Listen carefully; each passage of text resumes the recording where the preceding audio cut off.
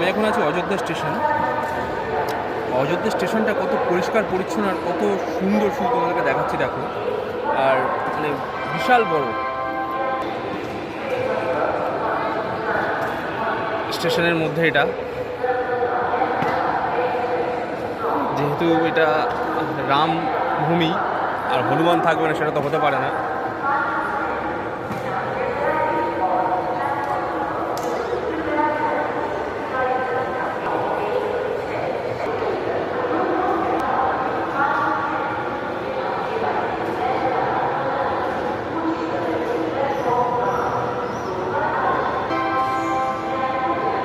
এটা গেল একটা পোর্শন ওপরে, নিচেটা দেখাচ্ছিল আমাদের দাঁড়া। এটা হচ্ছে নিচের পোর্শনটা।